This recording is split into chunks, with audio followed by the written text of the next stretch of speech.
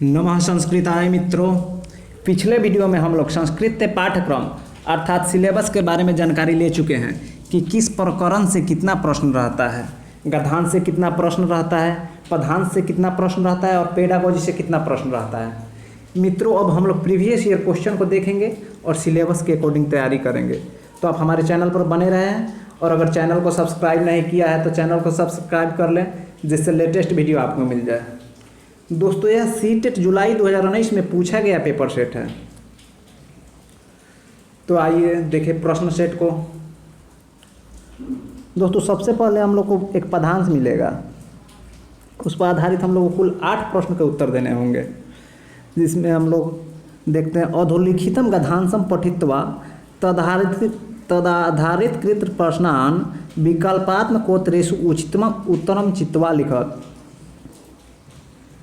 अधोलिखित गद्यांश है जिस पर आधारित विकल्प दिया गया है, उचित उत्तर लिखना है इसमें। कश्चिम नगरे मंथरको नाम तंतु आय प्रतिवस्ति स्म कदाचित तस् सर्वाणि उपकराणि भग्नानि ततः कुठारमादाय सह काष्ठार्थ वनं गतः वने एकशिष्पापादपम अपश्यत् सह चिन्तितवान् महानयं वृक्ष दृश्यते तद्मेन कर्तेन प्रभूतानि पटकर्मोपकरणानि भविष्यन्ति इति विचारेण स तस्योपरि कुठारम् उक्षिप्तवान्। तस्मिन् वृक्षे कश्चित् यक्षः समाश्रितः आसीत्। सः तं तन्तुआयम् उक्तवान्, भोः अयं पादपः मम आश्रयः भवति, तस्मादयं सर्वथा रक्षणीयः। जतो अहमत्र शौखेन तिष्ठामि तदा कर्णतन्तुआय आह भोः अहं किं करोमि, काष्ठसामग्री विना मे कुटुम्बः बुभुक्षया पीड्यते, तस्मात् त्वम् अन्यत्र गम्यताम् अहम् एवं करिष्यामि। यक्ष आह भोः अहं तुष्टो अस्मि तत्प्रार्थभीष्टम् एनं पादपं च रक्ष। तदा तन्तुआयः अवदत्, इदानीं स्वगृहं गत्वा स्वमित्रं स्वभार्यां च पृष्ट्वा आगमिष्यामि। यक्ष अनुमति दत्तवान्। दोस्तों, ये तो हम लोग को पदांश हो गया, जो किसी नगर के मंथरक नाम के एक बढ़ई के बारे में दिया गया है। तो आइए दोस्तों, इस पर आधारित प्रश्नों को हल करें। हम लोग को पहला प्रश्न है, रक्षाया जोग इत्यर्थे कः पद अनुच्छेदे प्रयुक्तम तचित्वा लिखत। रक्षाया जोग इत्यर्थे रक्षणीय पद प्रयुक्त। रक्षा के जोग इस अर्थ में रक्षणीय पद का अनुच्छेद में प्रयोग किया गया है।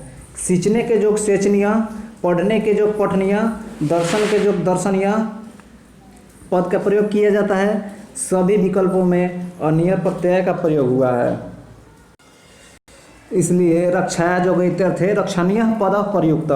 इसमें रक्षा के जोग रक्षणीय शब्द का प्रयोग हुआ है, इसलिए इसका आंसर ए हो जाएगा। अगला क्वेश्चन है, परिवार इति शब्दस्य समानार्थक शब्द अनुच्छेदे प्रयुक्त तचित्वा लिखत। परिवार इति शब्द से समानार्थक शब्द कुटुंब प्रयुक्त, अर्थात परिवार का समानार्थक शब्द कुटुंब है, जबकि जल राशि, ग्राम, देश का अर्थ क्रमशः जल राशि, गांव, देश इत्यादि है। इसलिए परिवार इति शब्द से समानार्थक शब्द कुटुंब हो जाएगा, इसलिए इसका आंसर भी ए हो जाएगा। दोस्तों, अगला प्रश्न हम लोग का है, भो अहम तुष्टो अस्मि इति कः अवदत्। भो अहम तुष्ट अस्मि इति यक्षः अवदत्। अरे मैं संतुष्ट हूँ, ऐसा यक्ष ने बोला है। इस कथन का वर्णन उपयुक्त गद्यांश में यक्ष आह भो अहम तुष्टो अस्मि है, इसलिए 123 का 4 हो जाएगा। यक्ष होगा, भो अहम तुष्टो अस्मि यक्षः अवदत्। अगला प्रश्न है, तन्तुआयस्य नाम किम आसीत्। तन्तुआयस्य नाम मंथरको आसीत्, अर्थात तन्तुआय का नाम मंथरक था। 124 का हम लोग को डी हो जाएगा। तन्तुआय नाम मंथरको आसीत्। अगला क्वेश्चन, कुठारमादाय स वनम किमर्थ गतः। कुठारमादाय स वनम काष्ठार्थम गतः, अर्थात कुठार काटने का एक उपकरण होता है, कुठार को लेकर वन में लकड़ी के लिए जाता है। कुठारमादाय काष्ठार्थम वनम गतः, इसलिए 125 का हो जाएगा ए काष्ठार्थम। अगला प्रश्न है अचिंत्यत इति पदस्य समानार्थक शब्द अनुच्छेदे अस्मिन् प्रयुक्त तचित्वा लिखत। अनुच्छेदे अस्मिन् अचिंत्यत इति पदस्य समानार्थक शब्द चिंतितवान प्रयुक्त। अचिंत्यत पद लंग लकार प्रथम पुरुष एक वचन का है। लंग लकार भूतकाल के अर्थ में प्रयुक्त होता है। कत्वतु प्रत्यय का प्रयोग करके उसी में चिंतितवान पद का प्रयोग किया गया है, इसलिए अचिंत्यत पद का समानार्थक रूप चिंतितवान हो जाएगा। इसका सी हो जाएगा। नेक्स्ट क्वेश्चन है तरु इति पदस्य प्रायः भवति। तरु इति पदस्य प्रायः वृक्षः भवति, अर्थात तरु का पर्यायवाची शब्द वृक्ष हो जाता है, जबकि भंवर का पर्यायवाची शब्द भंवरा, मधुकर, मिलिंद, चक्री, नदी का पर्यायवाची शब्द तटनी, शैवालिनी, अपगा, सरिता हो जाएगा। इसलिए तरु का पर्यायवाची शब्द वृक्ष हो जाएगा। अगला प्रश्न है अल्पानी इति पदस्य विलोम शब्द अनुच्छेदे प्रयुक्त तचित्वा लिखत।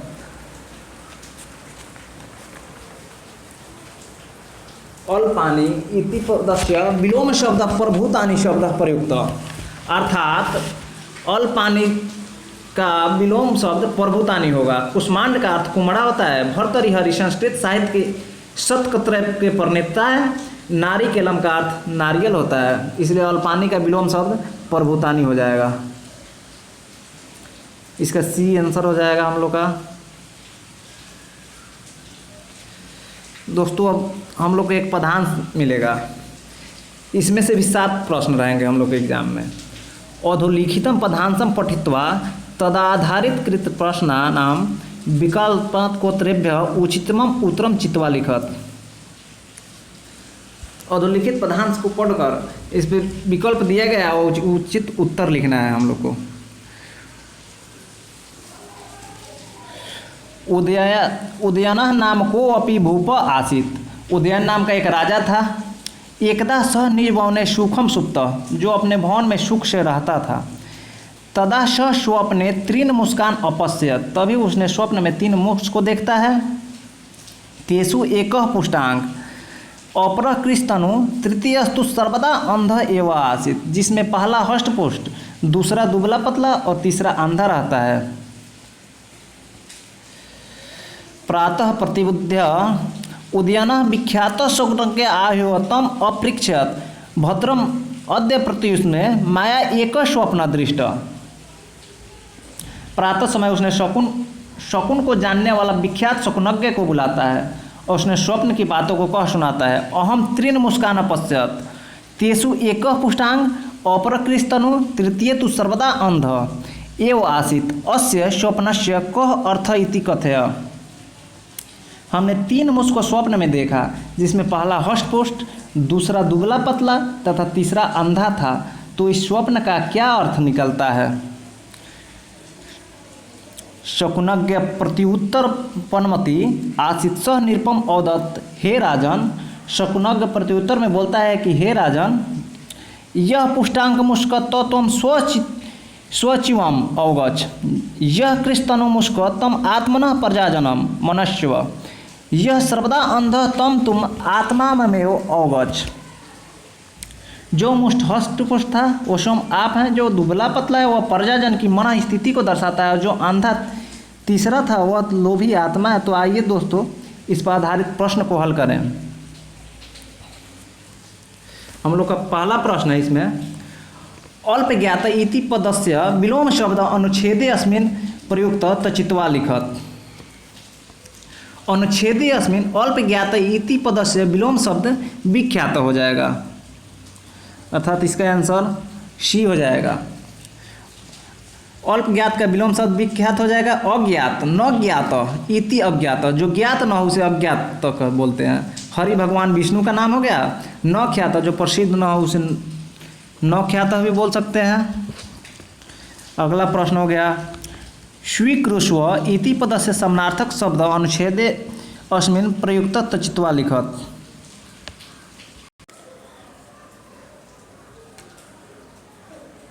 अनुच्छेदे अस्मिन् स्वीकृष्व इति पदस्य समानार्थक शब्द मनस्य प्रयुक्तम, अर्थात अनुच्छेद में स्वीकृष्व शब्द का समानार्थक शब्द मनुष्यस्व प्रयोग किया गया है। सुकृष्यो पद आत्मनेदी पदी लोट लकार मध्यम पुरुष एक वचन का है, मनुष्य पद भी आत्मनेदी लोट लकार मध्यम पुरुष एक वचन का है। दोनों शब्द समान अर्थों में प्रयुक्त किया जाता है, इसलिए स्वीकृषु शब्द का समानार्थक शब्द मनुष्य हो जाएगा। तो इसका आंसर सी हो जाएगा।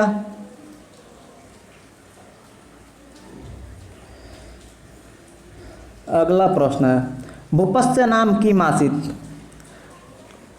तो भूपस्य नाम उदयनः आसीत्, अर्थात राजा का नाम उदयन था। जबाली, जबाली शब्द का प्रयोग वर्णनबाण भट्टकृत कादंबरी में मिलता है। कपोतः कबूतर का नाम है। चत्वारः चार को बोलते हैं। भूपस्य नाम उदयनः आसीत्, उदयना हो जाएगा। तृतीय मूषक कथम आसीत्। तृतीय मूषक सर्वदा अंध आसीत्, इसका आंसर सी हो जाएगा। अर्थात तीसरा चूहा अंधा था। इसका वर्णन उपयुक्त गद्यांश में मिलता है जो इस प्रकार है। एक पुष्टांग, पहला हष्टपुष्ट, अपरः कृष्णतनु, दूसरा दुबला पतला, तृतीय अस्तु सर्वदा अंध, तीसरा जो सर्वदा अंधा है, अर्थात पहला हष्टपुष्ट, दूसरा दुबला पतला एवं तीसरा अंधा था। अगला क्वेश्चन है शकुनम जानाति इत्यस्य कृते कः शब्द भवति। शकुनम जानाति इत्यस्य कृते शकुनज्ञ शब्द भवति। 43 का हो जाएगा सी। शकुनज्ञ जानाति शकुनज्ञ, सी हो जाएगा। शकुनम जानाति शकुनज्ञ हो जाएगा। जो शकुन को जानता है शकुनज्ञ के बोल सकते हैं। रोगज्ञ, रोग को जानने वाला रोगज्ञ बोल सकते हैं। मित्र को जानने वाला मित्रज्ञ बोल सकते हैं। मंत्र को जानने वाला मंत्रज्ञ बोल सकते हैं। अगला प्रश्न है सर्व प्रकारेण इत्यस्य कृते कः शब्द अनुच्छेदे प्रयुक्तम तचित्वा लिखत। सर्व प्रकारेण इत्यस्य कृते सर्वदा शब्द प्रयुक्त, अर्थात अनुच्छेद में सर्व प्रकार शब्द के लिए सर्वथा शब्द का प्रयोग किया गया है, इसका ये हो जाएगा। अगला प्रश्न है जानीहि इत्यस्य पदस्य कृते कः शब्द अनुच्छेदे अस्मिन् प्रयुक्त तलिखत। जानीहि इत्यस्य पदस्य कृते औगच शब्द प्रयुक्त, अर्थात अनुच्छेद में जानीहि पद के लिए औगच शब्द का प्रयोग किया गया है।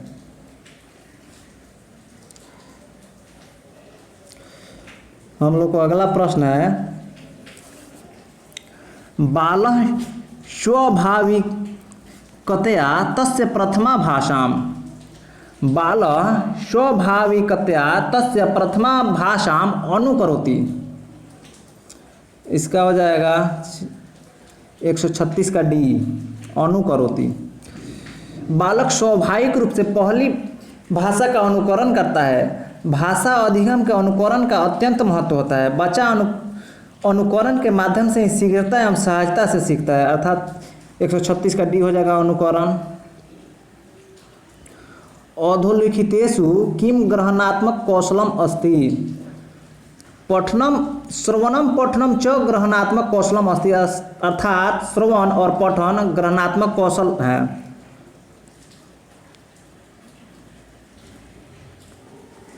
इसका डी हो जाएगा।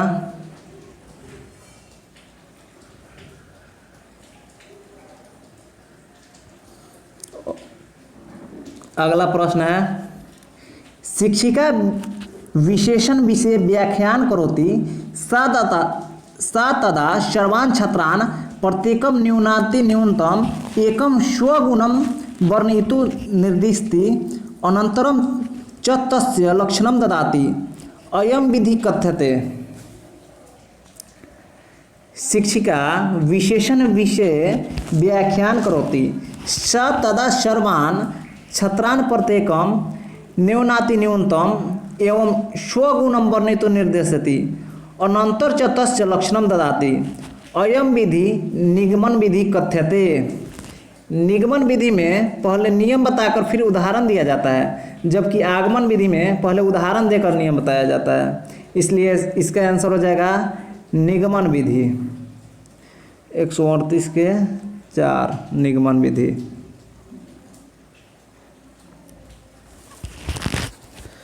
शिक्षकस्य सहायेन औपचारिकतया का भाषा अधिगम्यते।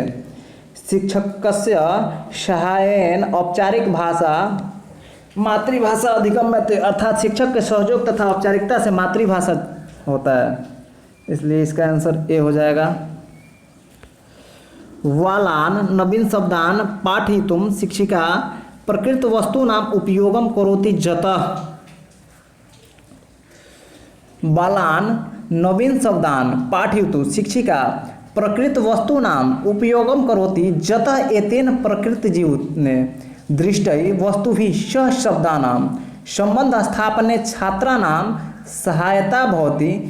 बालकों को नवीन शब्द पढ़ाने के लिए अध्यापिका प्राकृतिक वस्तुओं का उपयोग करती है। इससे इनके प्रतिदिन देखे गए वस्तुओं के साथ शब्दों के संबंध बनाने में छात्रों की सहायता मिलती है, इसलिए इसका आंसर हो जाएगा डी नंबर। एतेन शब्दानां शुद्ध वर्तन्या पाठने सहायतां भवति।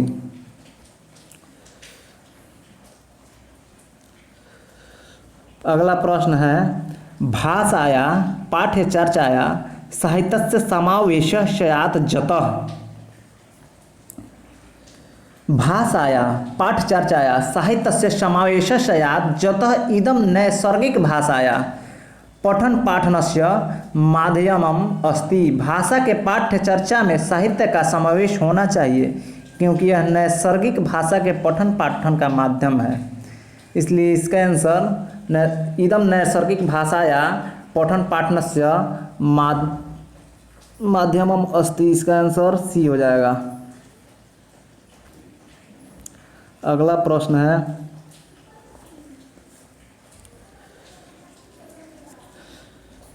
भाषाया कक्षायां कथाकथनस्य महत्वपूर्ण भूमिका वर्तते जतः।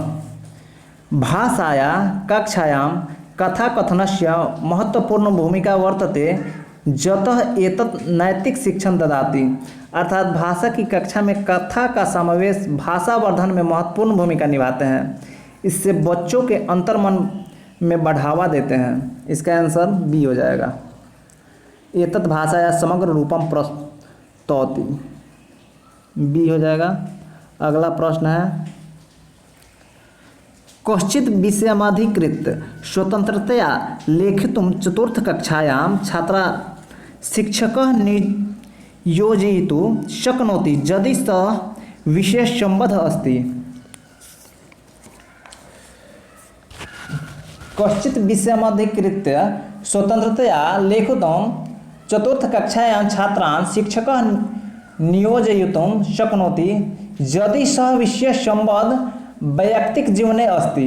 अर्थात शिक्षक चतुर्थ कक्षा के छात्रों को किसी विषय पर स्वतंत्र रूप से लिखने के लिए नियोजित कर सकता है यदि वह विषय छात्रों के व्यक्तिगत जीवन से संबंधित हो। ये हो जाएगा 143 का ये व्यक्तिक जीवनयान।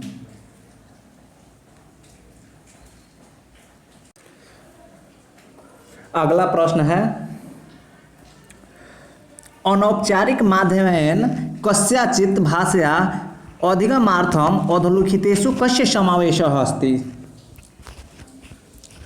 अनौपचारिक माध्यमेन गृह परिवेशस्य भाषया अधिगमार्थम समावेशः अस्ति। अर्थात औपचारिक रूप से किसी भाषा को सीखने के लिए घर के परिवेश का समावेश होता है, इसलिए इसका आंसर गृह परिवेशस्य हो जाएगा। अगला प्रश्न है पूर्व पठिताया कक्षाया पुनः कथनार्थम छात्रेभ्यः निर्दिश्य शिक्षकः आकलयितुं समर्थो भवेत्। पूर्व पठिताया कक्षाया पुनः कथनार्थम छात्रेभ्यः निर्दिश्य शिक्षकः आकलयितुं समर्थो अवबोधनं भवेत्। पहले पढ़े गए कक्षा को फिर से कहने के लिए छात्रों को निर्देश देकर शिक्षक अवबोध का आकलन करने में समर्थ हो सकता है, इसलिए इसे इसका आंसर अवबोधन हो सकता है, डी। अगला प्रश्न है लेखन विषयक व्यक्तिक्रम कथ्यते। लेखन विषय का व्यक्तिक्रम डिस्ग्राफिया कथ्यते। जिन बालकों में डिस्ग्राफिया पाया जाता है उनकी लेखन प्रक्रिया कठिन होती है। डिस्कैलकुलिया गणना से संबंधित दोष है। डिसलेक्सिया पठन से संबंधित दोष है, इसलिए इसका आंसर डी हो जाएगा, डिस्ग्राफिया। अगला प्रश्न है, पठनं नाम न केवलं लिखित पाठस्य उच्चारणम् अपितु एतत् अपि महत्वपूर्ण जत कश्चित्। पठनं नाम न केवल लिखित पाठस्य उच्चारणम् अपितु एतत् अपि महत्वपूर्ण जत कश्चित् पाठस्य अर्थस्य अवबोधन कुर्यात्। अर्थात पढ़ना केवल लिखित पाठ का उच्चारण करना नहीं है, अपितु यह भी महत्वपूर्ण है कि पाठ के अर्थ का अवबोधन भी होना चाहिए, इसलिए इसका आंसर डी हो जाएगा, पाठस्य अर्थस्य अवबोधनम कुर्यात्। अगला प्रश्न है, प्राथमिक कक्षाया छात्राणां कृते मातृभाषया एवं पाठनं स्यात् इति संतुतम अस्ति तेन।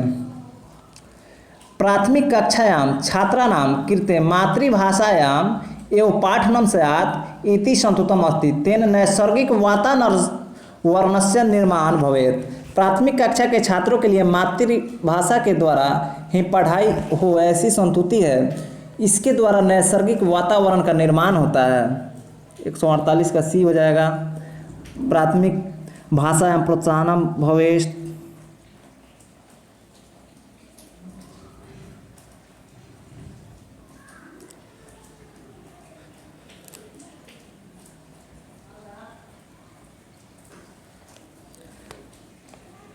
अगला प्रश्न है, प्रथम कक्षायां कृते भाषया पाठ्यपुस्तके प्रारम्भे कविता कक्षा च दत्ता सन्ति, अनन्तरं च अक्षराणां लेखनम् एवं तत् पुस्तकं का प्रणालीम् अनुसरति। प्रथम कक्षायां कृते भाषाया पाठ्यपुस्तके प्रारम्भे कविता कथा च दत्ता सन्ति, अनन्तरं च अक्षराणां लेखनम् एवं तत् पुस्तकम पाठ्यचर्या रूपरेखा प्रणाली अनुसरित। अर्थात प्रथम कक्षा में विद्यार्थियों को भाषा सीखने के लिए पाठ्य पुस्तक के प्रारंभ में कविता और कथा देते हैं तथा उसके बाद अक्षरों का लेखन। ऐसा करना पाठ्यचर्या रूपरेखा प्रणाली का अनुसरण कहलाता है।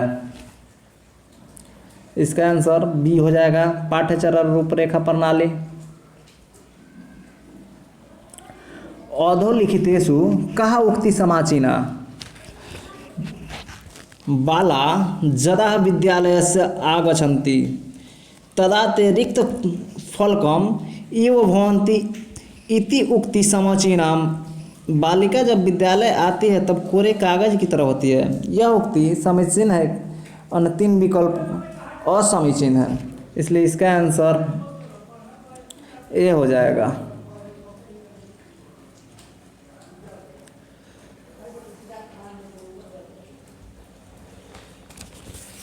मित्रों, आज के इस वीडियो में इतना ही।